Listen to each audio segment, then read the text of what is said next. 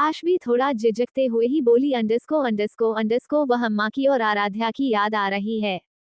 इतना सुनते ही दर्शित उससे दूर हो जाता है और उसे देख घूरते हुए ही बोला अंडरस्को नहीं, तुम मुझसे दूर नहीं जा सकती। मैं तुम्हें उन लोगों के पास नहीं जाने दूंगा। जब तुम उन लोगों के पास होती हो तो तुम मुझे भूल जाती हो, मुझसे दूर हो जाती हो। वही आशवी उसे देखते हुए जल्दी से बोली अंडरस्को आप मुझे एक बार जाने दीजिए, मैं आपके पास फिर से वापस आ जाऊंगी। मुझे मुझे एक बार उसके पास जाने दीजिए। इतना सुनते ही दर्शित बोला अंडरस्को नहीं, उसके पास तो बिल्कुल भी नहीं जा सकती। मैंने कहा मतलब कह दिया तो कह दिया। इतना सुनते ही आशवी की आंखों से आंसू बह जाते हैं और वो वैसे ही दर्शित को देखती रहती है।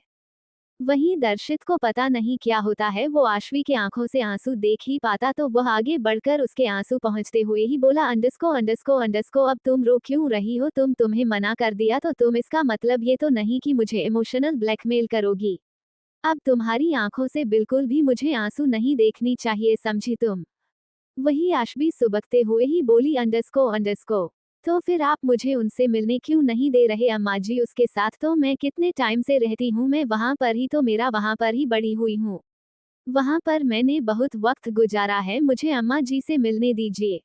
अभी अम्मा जी को पता भी नहीं है कि मैं आपके साथ हूँ। आपने मेरा फोन भी ले लिया, मेरी उनसे बात भी नहीं होती है।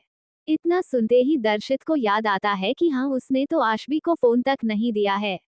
वह बोला ठीक है चलो, अभी तुम ये आंसू पोंछ लो, अब तुम्हारे आंखों में आंसू नहीं देखने मुझे।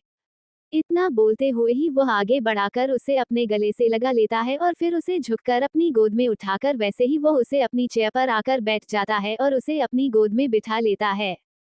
वही आशवी भी वैसे ही उसकी गोद में रहती है, वह उसे अभी फिलहाल के लिए अम्मा जी और आराध्या दोनों से अच्छी तरह से मिलना था, उसके साथ रहना था और अम्मा जी की तो खास करके याद आ रही थी। वो तो उसकी माँ जैसी थी, आखिर क्यों उसे याद ना आती। इसलिए वो उसके गोद में रहती है और उसके सीने पर अपना सिर रख लेती है। वही दर्शित उसे अपनी गोद में लिए हुए ही उसे अपनी बाहों में भरे हुए ही लैपटॉप पर कुछ काम करने लगता है। वही आशवी वैसे ही बैठे हुए ही दर्शित के शर्ट के बटनों के साथ खेल रही थी, जैसे वह कुछ सोच में डूबी हुई थी। वहीं दर्शित अपना सर झुकाकर देखता है तो ये छोटी सी उसकी लिटिल रैबिट खरगोश उसकी गोद में ही उसके शर्ट के बटन से खेल रही थी। ये देखकर उसके चेहरे पर हल्की सी स्माइल आ जाती है और वह अपना चेहरा झुकाकर उसके बालों पर किस करता है और फिर लैपटॉप पर वैसे ही फिर अपना काम करता रहता है। वही आशवी उसके शर्ट के बटनों के साथ खेलते खेलते हैं उसकी बाहों में ही एक बार फिर से सो जाती है। दर्शित को अपने सीने पर गहरी सांस से महसूस होती है तो वह अपना सर झुकाकर देखता है और आशवी को देखते हुए ही बोला अंडरस्को कुंभकर्ण बन चुकी है पूरी की पूरी। इतना बोलकर वह फिर से उसे अपनी बाहों में ठीक से जकड़ते हुए ही लैपटॉप पर काम करने लगता है। वहीं दूसरी तरफ पल्लवी गुस्से में ही घर आ चुकी थी और वह गुस्से से में इधर से उधर अपने कमरे में घूम रही थी, उसका गुस्सा शांत नहीं हो रहा था और उसे बहुत ही ज्यादा जलन हो रही थी आशवी को दर्शित के करीब देखकर। और पल्लवी को दर्शित पे भी गुस्सा आ रहा था, वो बोली अंडरस्को तुम्हें जो करना है कर लो दर्शित, लेकिन मुझसे दूर तुम नहीं जा सकते, तुम सिर्फ मेरे हो। वही वह भी इतना ही बोली थी कि तभी उसका फोन बजता है और वह अपना फोन दिखती है तो उसके फोन पर सनाया का कॉल आ रहा था। वो कॉल उठाती है तो सामने से सनाया बोली अंडरस्को क्या हुआ पल्लवी, क्या आज तुम्हें अच्छा लगा हमारी कंपनी में आकर दर्शित से मिलकर और उसकी गर्लफ्रेंड से मिलकर जो उसके बहुत ज्यादा ही करीब है। इतना सुनते ही पल्लवी कस के फोन पढ़ते हुए ही बोली अंडरस्को तुम अपने लिमिट्स में रहो, आपने लिमिट क्रॉस करने की कोशिश मत करना।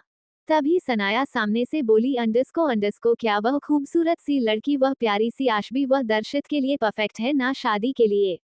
इतना सुनते ही पल्लवी बेड पर जोर से हाथ मारते हुए ही बोली अंडरस्को तुम्हें जितना जो भी करना है वह कर लो, लेकिन दर्शित आखिर होकर मेरा ही रहेगा, उसे मेरा ही होना पड़ेगा।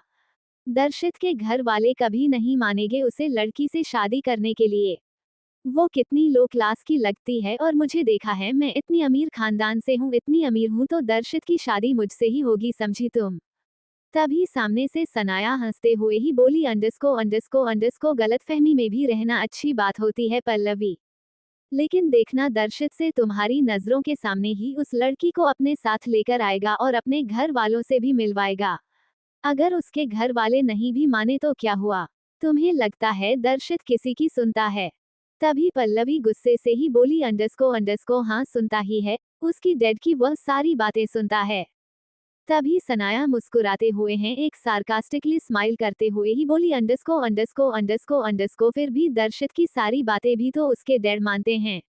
दर्शित के डैड के लिए दर्शित बहुत खास है। वो फिर दर्शित की बात कैसे नहीं मानेंगे उसके घर वाले बताओ जरा। पल्लवी बोली अंडरस्को तुम्हारा मैं मर्डर कर दूंगी सनाया।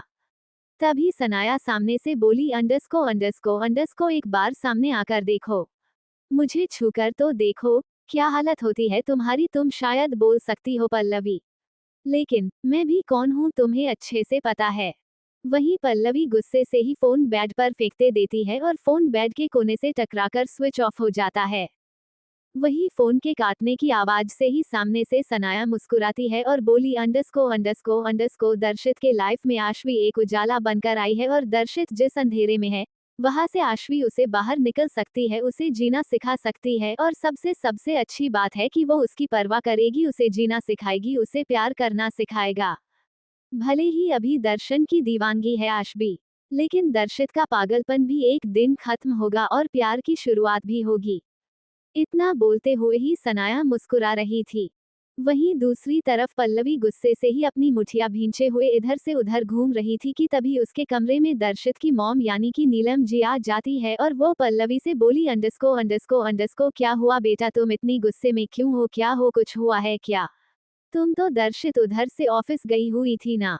इतना सुनते ही पल्लवी रुक जाती है और वो उनके गले लगाते हुए ही बोली अंडरस्को आंटी जी मुझे लगता है दर्शित मुझसे दूर हो जाएगा। क्या ऐसा नहीं हो सकता कि वो मेरा हो जाए? वो सिर्फ मेरा ही है और मेरा ही रहे।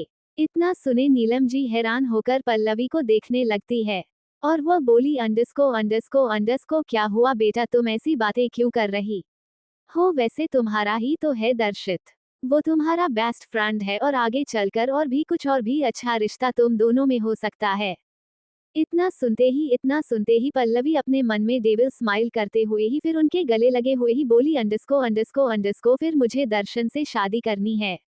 इतना सुनते ही नीलम जी चौंक जाती है और वो बोली अंडरस्को इतनी जल्दी क्यों है लेकिन? तो पल्लवी बोली अंडरस्को बस मुझे ये यकीन आप दिला दे कि दर्शित से आप मेरी शादी करवाएगी। वही इतना सुनते ही नीलम जी मुस्कुराते हुए पल्लवी से अलग होती है और वो बोली अंडरस्को आज ही तुम्हारे अंकल से बात करूंगी इस बारे में। वही इतना सुनते ही पल्लवी खुश हो जाती है और उसके फिर से गले लगाते हुए बोले thank you so much aunty. वहीं दूसरी तरफ दर्शित अपने केबिन में बने हुए ही रूम में आश्वी को बेड पर लेटा दिया था और उसे देखने कुछ पल देखकर वह खिड़की के पास जाकर सिगरेट जलाकर ही सिगरेट पीने लगता है। वह ऐसे ही सिगरेट पी रहा था कि तभी आश्वी को नींद खुलती है और उसे सिगरेट के धुएं से उसकी नींद खुली थी। तो वह अपने आसपास आंखें खोलकर देखने लगती है और पहले तो अनजान जगह को देखकर वह एक झटके में ही उठकर बैठ जाती है और फिर वह जल्दी से अपने आसपास देखती है, तभी उसके नजर सामने खड़े दर्शित पर जाती है तो वह उसे देखने लगती है। तभी उसके पास उड़ता हुआ धुआं आता है तो वह जल्दी से आगे बढ़ते हुए ही दर्शित के पीछे जाकर उसे एक पल देखती है और फिर उसके पास जाकर उसके हाथ से सिगरेट छीनते हुए ही बोली अंडरस्को ये क्या कर रहे हैं आप? इतना सुनते ही दर्शित थोड़े गुस्से से देखने लगता है क्योंकि उसे लगा कि यह कौन आ गया है उसके पास, लेकिन आशबी को देखकर वह थोड़ा नॉर्मल होता है और बोला अंडरस्को ये सिगरेट है, इसे पी रहा हूँ मैं। इतना बोलकर वह आश्वी के पास से सिगरेट लेने जाता है, तभी आश्वी अपना हाथ पीछे करते हुए ही उस सिगरेट को नीचे पीकर अपने पैरों से मशकते हुए ही बोली अंडरस्को आज के बाद आप ये स्मोक नहीं करेंगे, आपको पता है सेहत के लिए बुरी बात है। इतना सुनते ही वह हैरानी से उसे देखने लगता है और फिर वह उसे एक झटके के साथ ही आश्वी को दीवार से लगाकर उसके करीब आकर दीवार पर हाथ रख देता है और फिर उसके करीब आकर उसकी आंखों में आंखें डालकर उसके चेहरे को बेहद गौर से देखते हुए ही बोला अंडरस्को फिर मेरे सेहत के लिए क्या सही है? वैसे मुझे पता है मेरी सेहत को क्या अच्छा लगता है। इतना बोलकर वह अपनी नजरें आश्वी के होठों पर कर लेता है। वही आश्वी उसकी नजरों को अपने होठों पर पाकर वह एक पल के लिए कांप सी जाती है और फिर वह अपना चेहरा दूसरी तरफ करते हुए बोली अंडस्को अंडस्को अंडस्को आपके मुंह से सिगरेट की स्मेल आ रही है मुझे। इतना सुनते ही से ही दर्शित आश्वी के चेहरे के तरफ बढ़ते हुए ही बोला अंडस्को अंडस्को अंडस्को ऐसे कैसे दूर रहो। तुम्हें मेरे मुंह से अभी सिगरेट की स्मेल आ रही है ना, रुको एक सेकंड, अभी वो अभी बहुत अच्छी स्मेल में बदल जाएगी। इतना बोलते हुए ही वह एक पल में ही आश्वी को करीब करके उसे किस करने लगता है। वही आश्वी तो बस हैरानी से उसे देखती रहती है, लेकिन उसकी आंखें अब कसके बांध हो जाती है जब उसे दर्शित के मुंह से वह स्मेल अपने अपने मुंह के अंदर उसे महसूस होती है। उसे बहुत ही ज्यादा घुटन हो रही थी। वही दर्शित तो उसके होंठों, जीभ को उसे काटने में और चूमने में ही लगा हुआ था। वही आश्वी को बहुत ही अजीब सा लग रहा था तो वह दर्शित को अपने से दूर धक्का का देती है और फिर वह जल्दी से भागते हुए ही वॉशरूम में चली जाती है। और फिर वह वॉश बेसिन के पास जाकर उल्टियां करने लगती है। वहीं दर्शित उसे भागता हुआ देखकर तो हैरान हो जाता है। वह जल्दी से उसके पीछे आता है तो आश्वी वॉश बेसिन के अंदर उल्टियां कर रही थी। ये देखकर वह थोड़ा हैरान होकर आगे बढ़कर आश्वी की पीठ को थपथपाते हुए ही बोला अंडस्को अंडस्को अंडस्को क्या हुआ। इतना सुनते ही आश्वी कुछ जवाब नहीं देती, वह बस अभी अपना सिर नीचे झुकाए हुए ही थी और उसकी आंखों से भी आंसू बह रहे थे उल्टियां के साथ। उसे पता नहीं कुछ अजीब सा लग रहा था और वह थोड़ी देर ऐसे ही उल्टियां करती रहती है और दर्शित उसके पीठ को थपथपाता रहता है और वह थोड़ा अजीब सा फील कर रही थी और थोड़ी वीकनेस फील हो रही थी उसे। कुछ देर बाद वो अपना फेस वॉश करती है और फिर पलटकर दर्शित को देखती है और आगे जाकर बढ़कर उसके सीने पर सर रखते हुए ही बोली अंडस्को अंडस्को अंडस्को अंडस्को मुझे बहुत अजीब सा लग रहा है, मुझे मुझे कहीं अच्छा नहीं लग रहा। इतना बोलकर वह उसके सीने पर अपना सिर रख लेती है। वहीं दर्शित उसके सिर पर हाथ रखते हुए ही बोला अंडस्को अंडस्को चलो हॉस्पिटल चलते हैं फिर तो।